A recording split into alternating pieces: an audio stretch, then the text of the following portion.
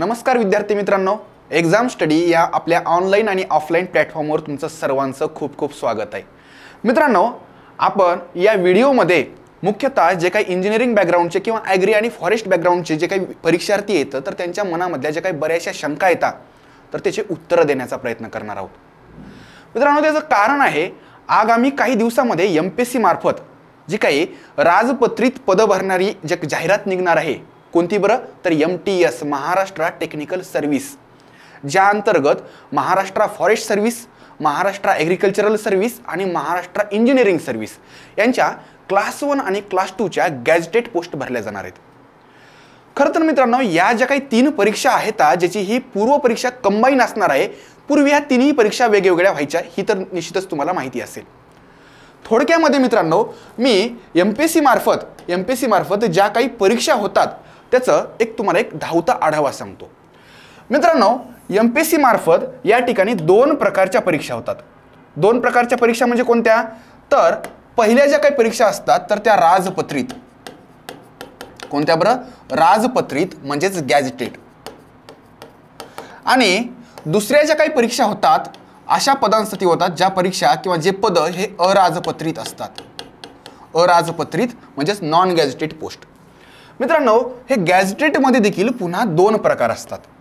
पहिल्या ज्या काही असतात तर त्या नॉन टेक्निकल, ठीक आहे, नॉन टेक्निकल।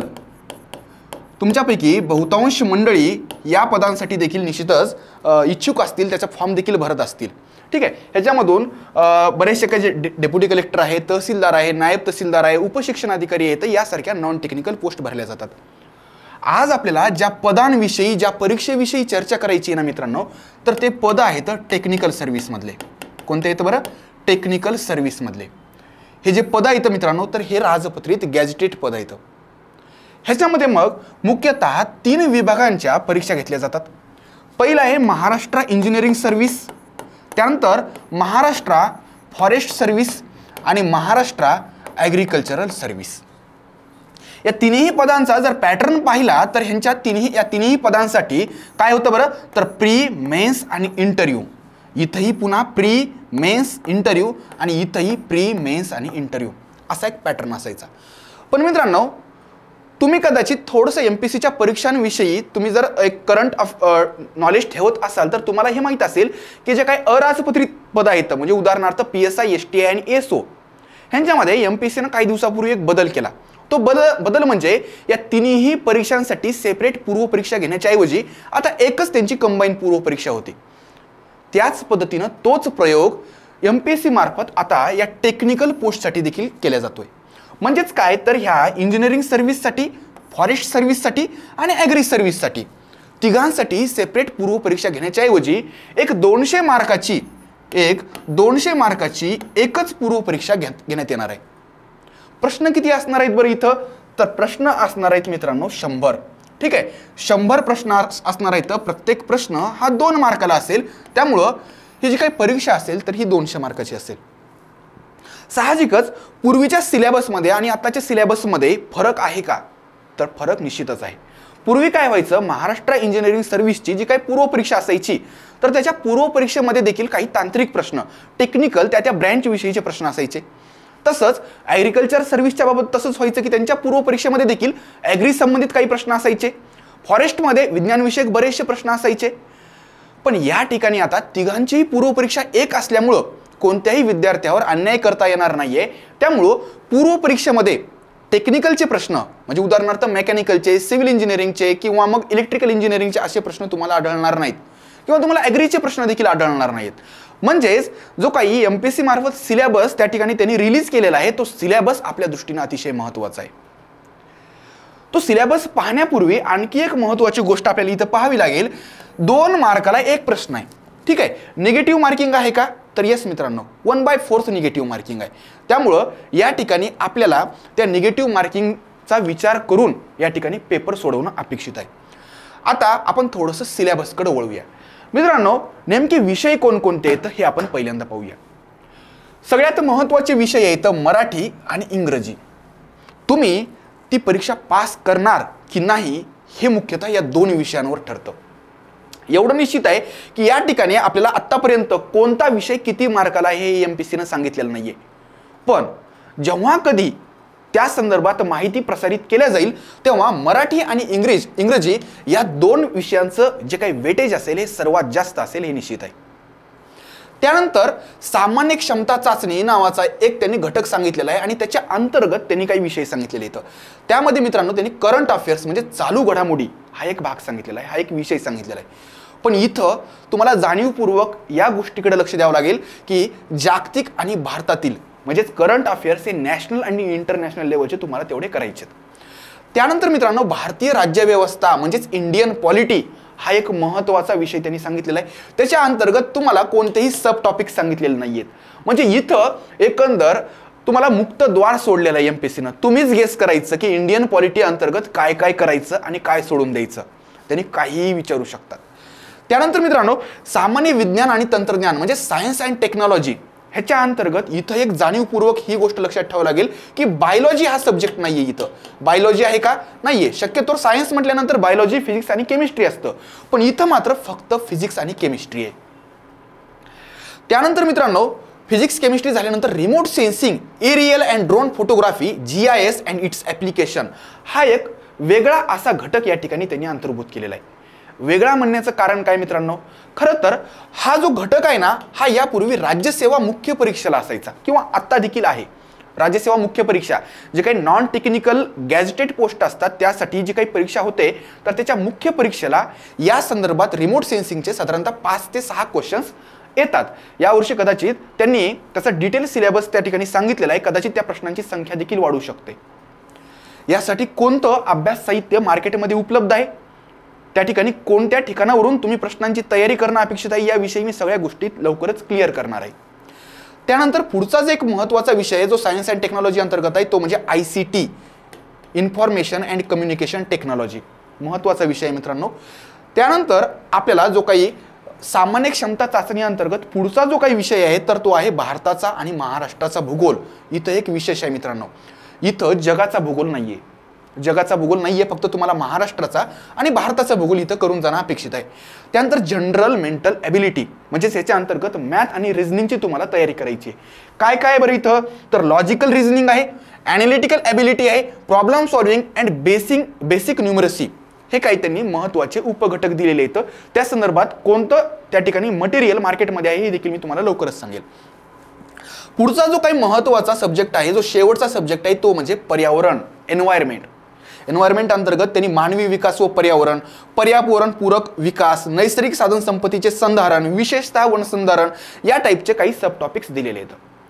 मित्रांनो या लेक्चरच्या आता पुढच्या भागामध्ये मी सब्जेक्ट वाईज तुम्हाला नेमकं अभ्यास साहित्य कोणतं उपलब्ध आहे आणि त्या ठिकाणी कोणकोणत्या घटकांवर तुम्हाला भर देणं अपेक्षित आहे याविषयी थोडक्यात कल्पना देतो. सगळ्यात पहिल्यांदा जो सिलेबसमध्ये तुम्हाला जो काही पहिला घटक दिलेला आहे तो म्हणजे मराठी. मित्रांनो आता मराठी म्हटलं की या ठिकाणी हा एक स्कोरिंग असा विषय आहे. विशेषतः ज्यांनी जनरल MPSCची तयारी करतात आणि ज्यांनी यापूर्वी PSI, STI, ASO किंवा राज्यसेवेच्या मुख्य परीक्षा दिलेल्या आहेत ना त्यांच्यासाठी हा विषय म्हणजे अतिशय त्यांच्यासाठी एक प्लस पॉईंट ठरू शकतो. आउट ऑफ मार्क घेण्यासारखा हा विषय आहे. आता तुमच्यापैकी जे विद्यार्थी यापूर्वी मराठीचा अभ्यास केलेला नाहीये त्यांनी किंवा शालेय जीवनामध्येच त्यांचा फक्त मराठीशी संपर्क आलेला आहे त्यांच्यासाठी ही गोष्ट थोडीशी अडचणीची ठरू शकते.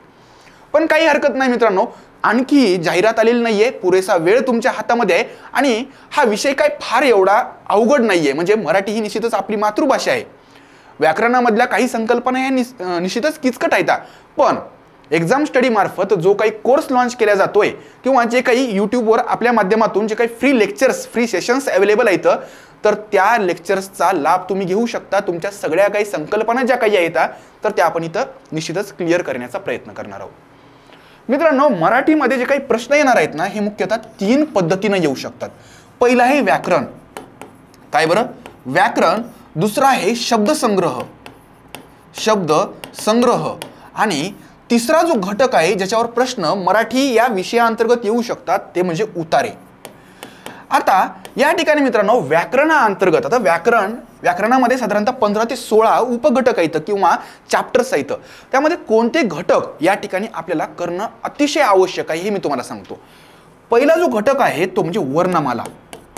हा जो भाग आहे ना मित्रांनो, सुरुवातीला समजताना थोडंसं अवघड जातं, पण एकदा का तुम्हाला समजलं ना, त्यानंतर मात्र ही गोष्ट ही तुमच्यासाठी एक प्लस पॉईंट ठरू शकते. वर्णमालेवरचे प्रश्न हे खूप मोठ्या प्रमाणामध्ये MPSC विचारते.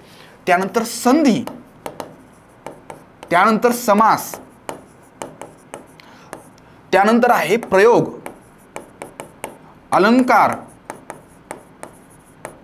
आणखी कोणते आहेत बरं, तर इथं शब्दांच्या जाती, शब्दांच्या जाती, ठीक आहे, ह्याच्यावर देखील बरेचसे प्रश्न आयोगामार्फत विचारले जातात.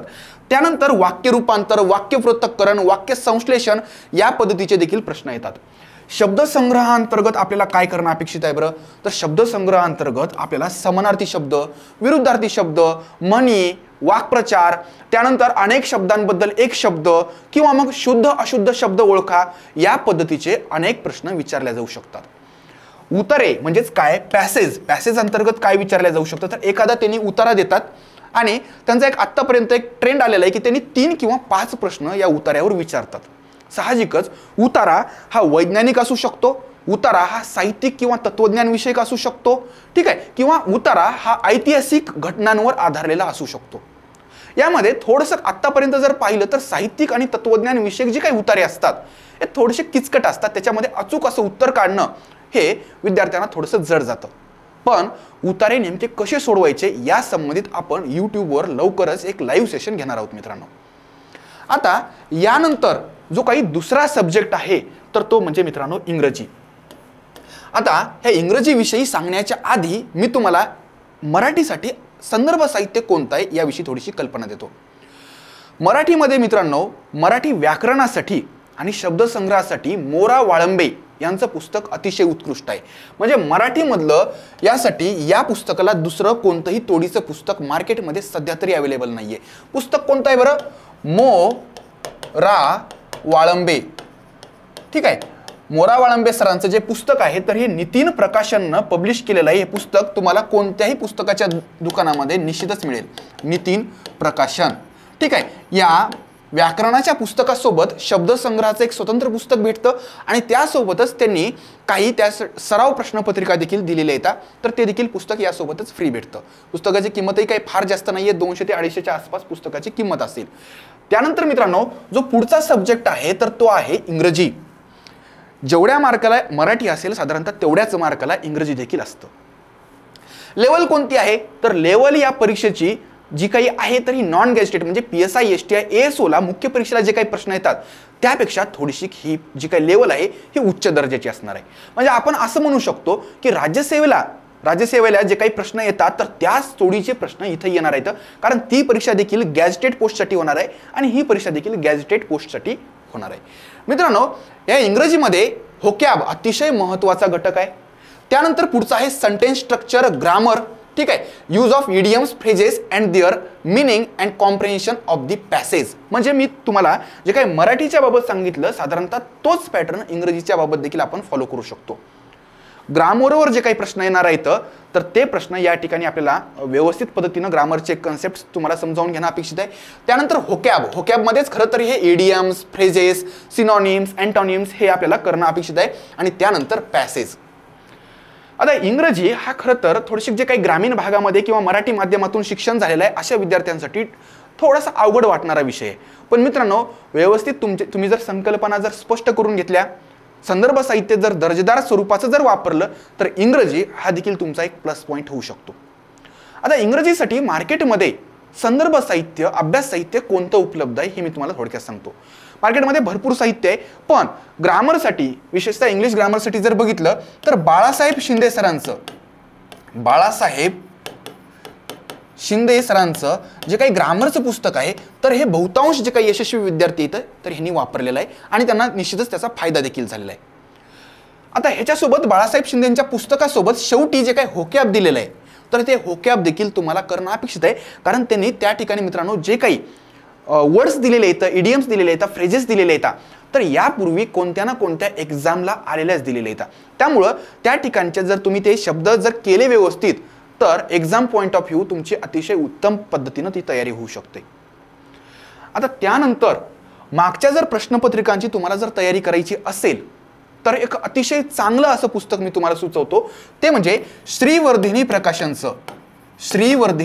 प्रकाशनचं दिलीप मुसळे सरांचं एक पुस्तक आहे।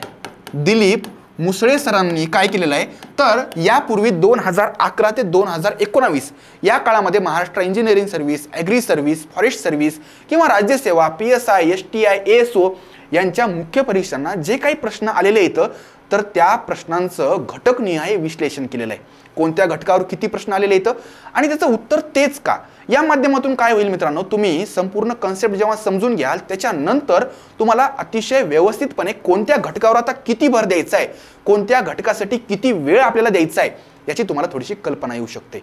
तर हे दोन पुस्तकं तुम्ही वापरू शकता। ग्रामरसाठी बाळासाहेब शिंदे सरांचं पुस्तक आणि मागच्या प्रश्नपत्रिकांच्या विश्लेषणासाठी श्रीवर्धिनी प्रकाशनचं दिलीप मुसळे सरांचं पुस्तक। पुढचा जो सब्जेक्ट आहे तो मित्रांनो चालू घडामोडी, करंट अफेअर्स, अतिशय महत्त्वाचा आणि व्यापक अशा स्वरूपाचा हा सब्जेक्ट आहे। आता ह्याच्यावर विद्यार्थी मित्रांची नेहमीची एक शंका असते की कधीपासूनचं करंट अफेअर्स करायचं।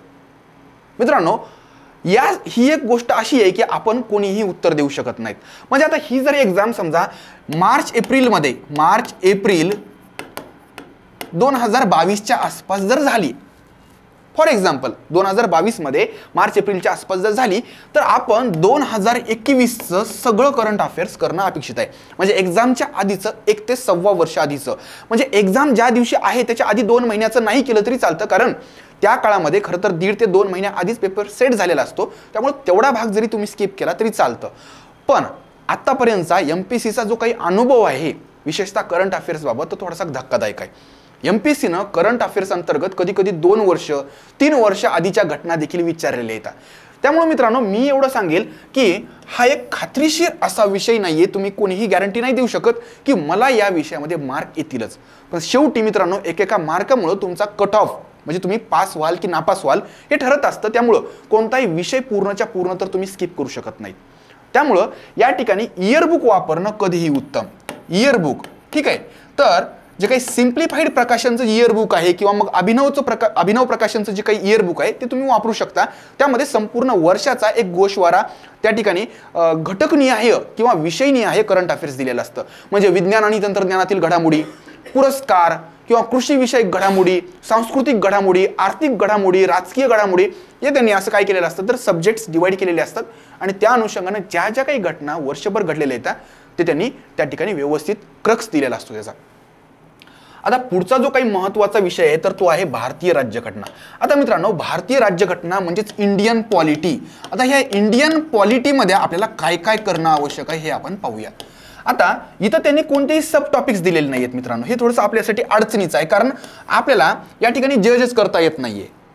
आता सगळंच करायचं का नाहीये, सगळ्यात महत्त्वाचे कोणते तर भारतीय राज्यघटनेची निर्मिती प्रक्रिया जी काही आहे, भारतीय राज्यघटनेची निर्मिती प्रक्रिया म्हणजेच काय तर भारतीय राज्यघटना निर्माण करण्यासाठी जी काही संविधान सभा निर्माण झालेली होती तिचे सदस्य किती होते, त्यामध्ये वेगवेगळ्या ज्या काही समित्या होत्या त्या समित्यांचे नावं, त्याचे अध्यक्ष कोण होते, त्यानंतर संविधान सभेचे एकूण सदस्य किती होते, त्यानंतर संविधान सभा जी काही आहे त्यांनी राज्यघटना तयार करायला किती वेळ घेतलेला आहे, कधीपासून राज्यघटना लागू झालेली आहे, त्या ठिकाणी महिला सदस्य कोण होते, या सगळ्या ज्या काही फॅक्च्युअल गोष्टी आहेत तर त्या यामध्ये आपल्याला करणं अपेक्षित आहे। आता पुढचा जो काही घटक आहे महत्त्वाचा ज्याच्यावर या ठिकाणी प्रश्न येतात तर तो आहे मित्रांनो मूलभूत हक्क। मूलभूत हक्क भारतीय राज्यघटनेअंतर्गत सर्वात महत्त्वाचा ज्याच्यावर सर्वात जास्त प्रश्न विचारले जातात तो म्हणजे मूलभूत हक्क, ज्याला फंडामेंटल राईट्स म्हटलं जातं। कलम 12 ते 35 जे काही येतं तर या ह्याच्यामध्ये हे कलम आणि उपकलम आहेत, अतिशय बारकाईने तुम्हाला अभ्यास करणं अपेक्षित आहे।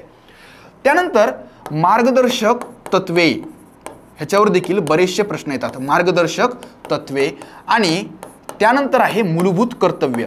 मूलभूत कर्तव्य तर मित्रांनो राज्यघटनेमध्ये या 3 घटकांवर एकत्रितपणे जे काही प्रश्न येतात तर त्याच्या जवळजवळ 25% प्रश्न या 3 घटकांवर येतात। अतिशय महत्त्वाचं त्यात मूलभूत हक्क हा जो काही उपघटक आहे अतिशय महत्त्वाचा आहे।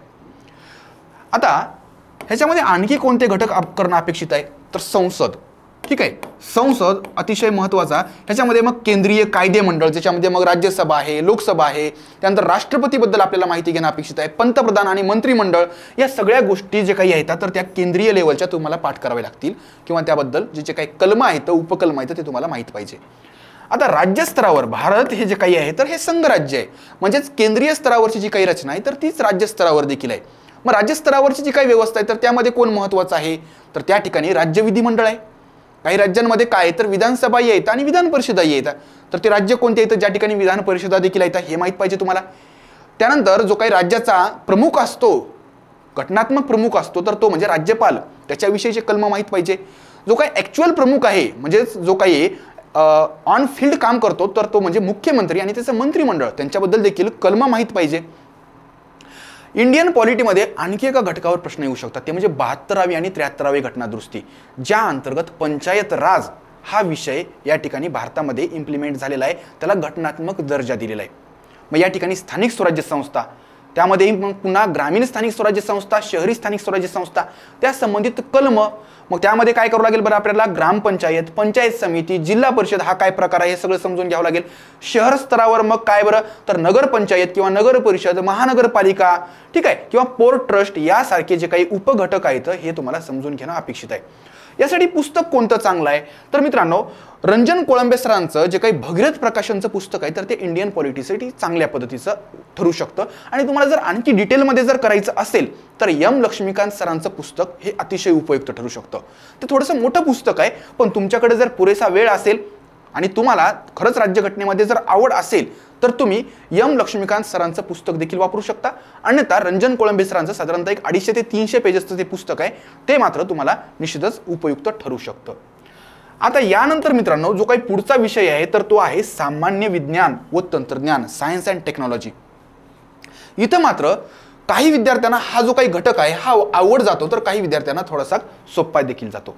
ज्यांच्या 11वी 12वीच्या ज्या काही मूलभूत संकल्पना आहेत त्या तुमच्या स्पष्ट जर असतील तर तुम्हाला फिजिक्स आणि केमिस्ट्री हे निश्चितच अडचणीचे सब्जेक्ट राहणार नाहीत. पण तरी देखील समजा तुम्हाला तयारी करायचीच असेल ह्याची पुस्तकांच्या माध्यमातून, तर मित्रांनो दीपस्तंभ प्रकाशनचं या ठिकाणी सायन्स ऑल इन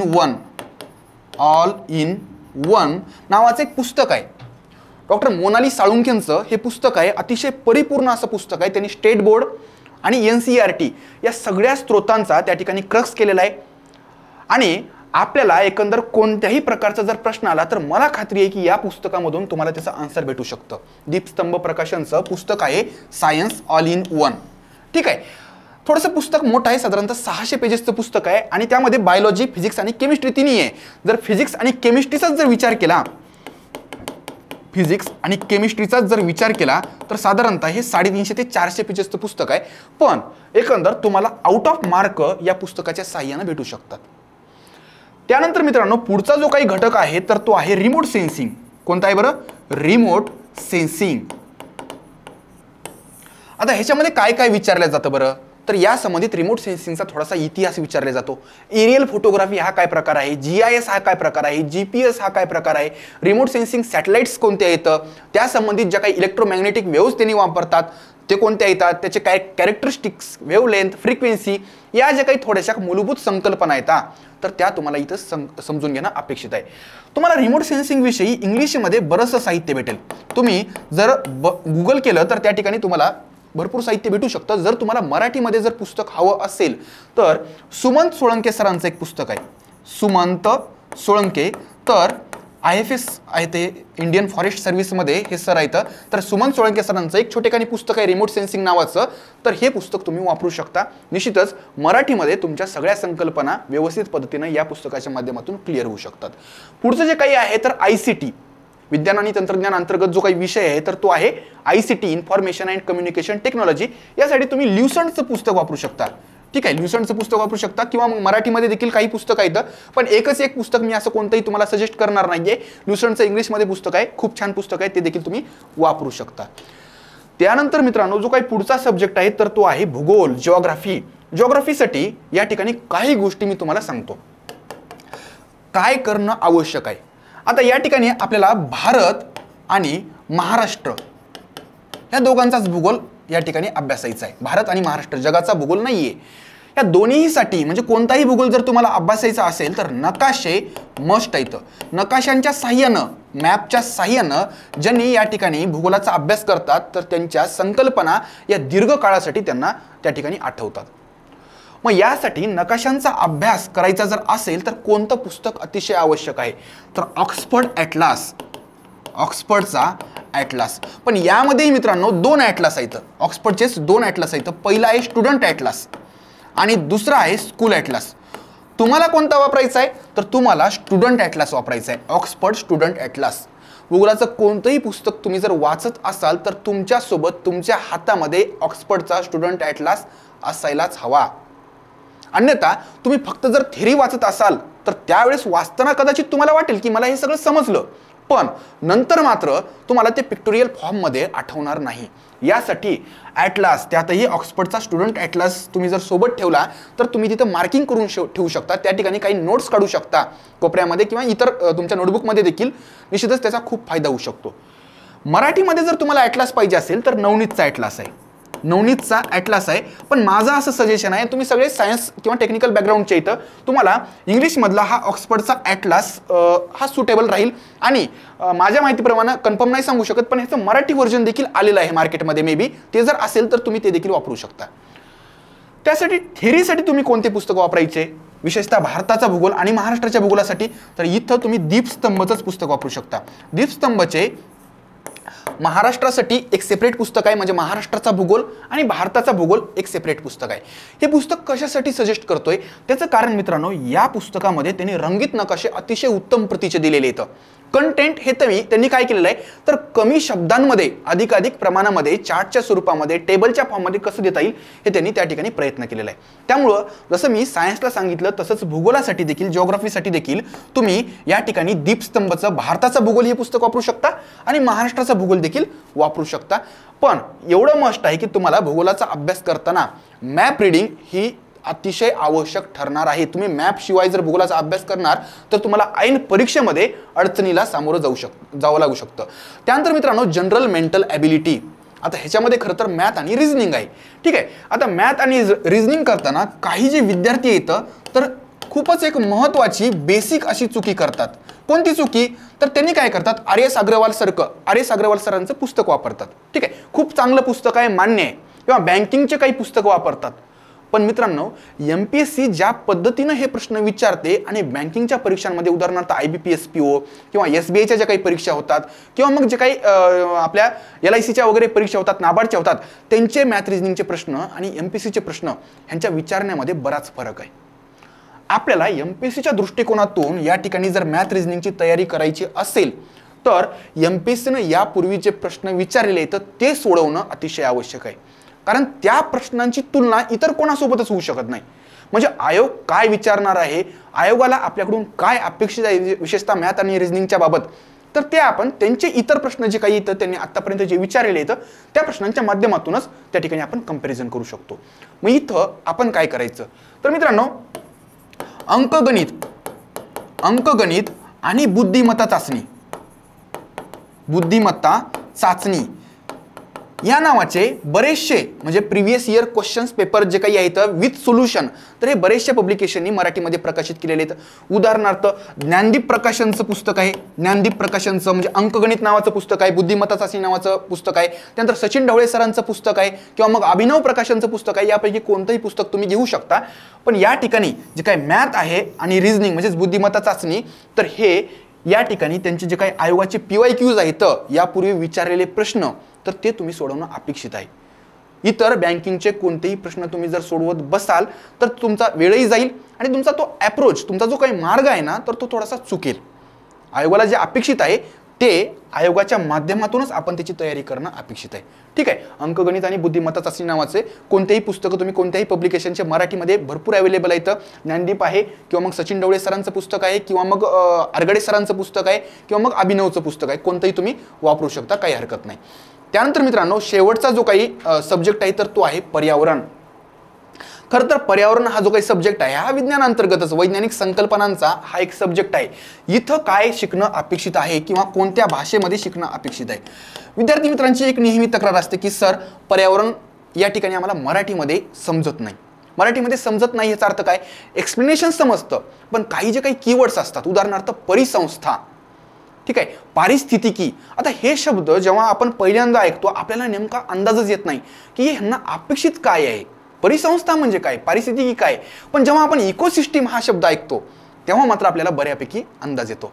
मग यासाठी मित्रांनो मराठीमध्ये असे काही पुस्तकं येतं की ज्यामध्ये एक्सप्लेनेशन मराठीमध्ये आहे पण जे काही मेन टर्म्स आहेत, कीवर्ड्स आहेत तर ते मराठी प्लस इंग्लिशमध्ये आहे. तर मराठीच्या बाबत जर सांगायचं असेल म्हणजे मराठीमध्ये जे काही अभ्यास साहित्य आहे तर त्याबाबत जर सांगायचं असेल तर तुषार घोरपडे सरांचं पुस्तक आहे पर्यावरणाचं. आय थिंक सह्याद्री पब्लिकेशनचं आहे ते पुस्तक. तर हे पुस्तक अतिशय उत्तम तुम्हाला ठरू शकतं पर्यावरणाच्या तयारीसाठी. जर इंग्लिशमध्ये जर तुम्हाला पाहिजे असेल तर आय थिंक शंकर IASच्या नोट्स येतात तर ते देखील तुम्ही वापरू शकता. पण मला वाटतं तुषार घोरपडे सरांचं मराठीतलं पुस्तक हे तुम्हाला अतिशय फायद्याचं ठरू शकतं. कारण हे जे काही पुस्तक आहे ना तर हे त्यांनी थोडंसं MPSCच्या दृष्टिकोनातून लिहिलेलं आहे. त्यामुळं हे UPSCला देखील फायद्याचं आहे पण MPSCला जास्त फायद्याचं आहे. तर या ठिकाणी मित्रांनो आपण जे काही सब्जेक्ट्स आहेत त्या सब्जेक्ट्समध्ये कोणता अप्रोच ठेवायचा, कोणतं अभ्यास साहित्य वापरायचं हे आपण इथं पाहिलेलं आहे. आता हे झालं ज्यांनी सेल्फ स्टडी करतायत त्या विद्यार्थ्यांच्या बाबत. पण असे काही विद्यार्थी येतं की ज्यांना हे एवढं सारं दिल्यानंतर देखील काही गोष्टी आणखी देखील समजणार नाही आहेत आणि ते साहजिकही आहे मित्रांनो. कसं आहे, तुमच्यापैकी बरेच जण ज्यांनी पहिल्यांदाच ही परीक्षा देत आहेत, ज्यांची नेमकीच डिग्री झालेली आहे, तर त्यांना पुस्तकांचे फक्त नावं देऊन फायदा नाही आहे. पुस्तकांमधला जो कंटेंट आहे तर तो तुमच्यापर्यंत तुमच्या भाषेमध्ये त्या ठिकाणी समजावून सांगणं ही एक कला आहे मित्रांनो. आणि ती कला असते शिक्षकाची. ठीक आहे, म्हणजे अतिशय अवघड संकल्पना, क्लिष्ट संकल्पना अतिशय सोप्या भाषेमध्ये विद्यार्थ्याला जे सांगायचे असतात तर ते पुस्तकापेक्षा देखील शिक्षक अतिशय प्रभावीपणे करू शकतो. आणि मग त्याच दृष्टिकोनातून मग विद्यार्थ्यांची नेहमी एक शंका असते की सर एखादी बॅच आहे का, बॅच असेल तर आम्ही जॉईन करतो. तर यस मित्रांनो, आपल्याकडे बॅच आहे. महाराष्ट्रामधले सर्वोत्कृष्ट असे 8 शिक्षक आपण यासाठी या बॅचमध्ये निवडलेले आहेत. ठीक आहे, सर्वोत्कृष्ट असे शिक्षक आहेत. आणि फी कशी आहे तर महाराष्ट्रातली सर्वात कमी फी आपण म्हणू शकतो या ठिकाणी फक्त 3000 रुपये इतकी या ठिकाणी या बॅचची फी आहे. या ठिकाणी कोण कोण आहे बघा, धनंजय मते सर आहेत पॉलिटीसाठी, इंडियन पॉलिटी हा जो काही सब्जेक्ट आहे तर हे धनंजय मते सर घेणार आहेत. सुमित वाघ सर एन्व्हायरमेंट घेणार आहेत. त्यानंतर मित्रांनो मी स्वतः 2 सब्जेक्ट घेणार आहे, मराठी आणि जिओग्राफी. या संबंधित माझे मराठीचे आणि जिओग्राफीचे दोन्ही विषयांचे या ठिकाणी जे काही डेमो लेक्चर्स आहेत तर हे तुम्हाला यूट्यूबवर भेटतील. त्यानंतर सतीश काळे सर ज्यांनी स्वतः टेक्निकलचे बरेचसे सब्जेक्ट शिकवतात, तर ज्यांनी फिजिक्स आणि ICT या विषयामध्ये त्या ठिकाणी त्यांचा अभ्यास गाढा आहे तर त्यांनी हे विषय स्वतः शिकवणार आहेत. ICT म्हणजेच इन्फॉर्मेशन कम्युनिकेशन टेक्नॉलॉजी आणि फिजिक्स. त्यानंतर मित्रांनो पुढचा जो काही सब्जेक्ट आहे तर तो आहे जनरल मेंटल ॲबिलिटी म्हणजेच मॅथ रिझनिंग सोप्या भाषेमध्ये. तर मॅथ रिझनिंग हे निखिल सर शिकवणार आहेत. निखिल सरांचा देखील खूप मोठा अनुभव आहे, साधारणतः एक 4+ वर्षांचा अनुभव आहे. त्यानंतर मुसळे सर ज्यांचं स्वतःचं पुस्तक आहे, मी तुम्हाला सांगितलं श्रीवर्धिनी प्रकाशनचं प्रश्नपत्रिकांचं विश्लेषण, तर त्यांनी इंग्लिश हा घटक घेणार आहेत. त्यानंतर अभिजित सर जे COEPचे पास आउट आहेत तर ते करंट अफेअर्स म्हणजे चालू घडामोडी हा घटक घेणार आहेत. त्यानंतर मित्रांनो देशपांडे सर ज्यांचा 7 वर्षापेक्षा देखील अधिक काळाचा अनुभव आहे तर ते रिमोट सेन्सिंग हा घटक घेणार आहेत. आणि रोहित नाईक सर ज्यांचा 18 पेक्षा अधिक वर्षांचा अनुभव आहे या सगळ्या क्षेत्रामध्ये तर त्यांनी केमिस्ट्री हा घटक किंवा केमिस्ट्री हा विषय घेणार आहेत. या ठिकाणी मित्रांनो अतिशय तगडी अशी टीम एक्झाम स्टडीनं तयार केलेली आहे. आणि तुम्हाला आणखी एक विशेष सांगायचं आहे ते म्हणजे हे सगळे जे काही लेक्चर्स आहेत तर हे नवीन रेकॉर्डिंग्स आहेत. कळलं का?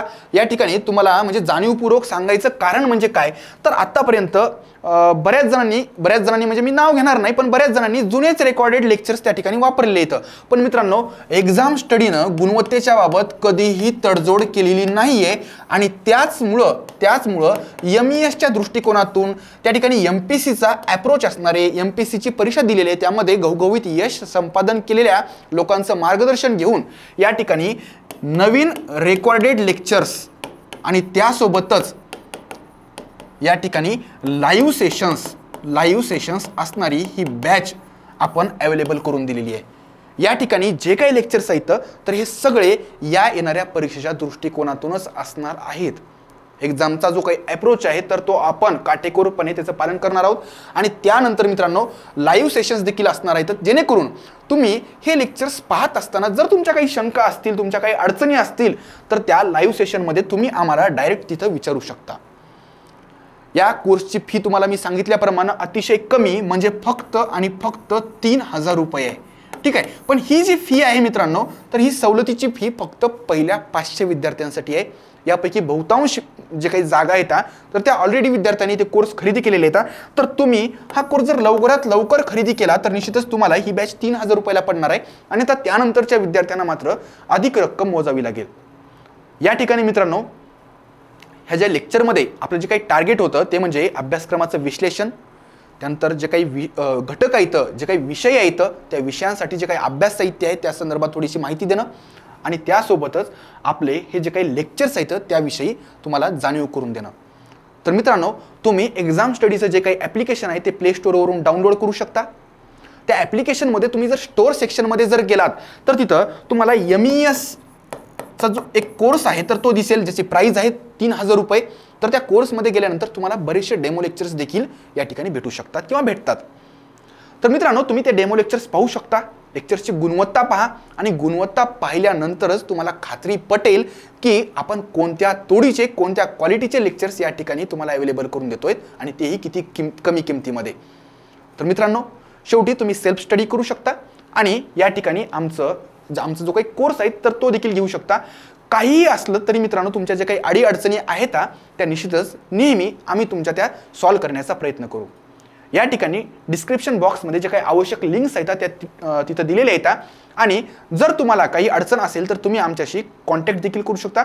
फोन नंबर्स देखील खाली दिलेले आहेत. तर लवकरच मित्रांनो असंच एखादं नवीन लेक्चर, माहितीपर लेक्चर घेऊन मी तुम्हाला भेटायला. तोपर्यंत धन्यवाद.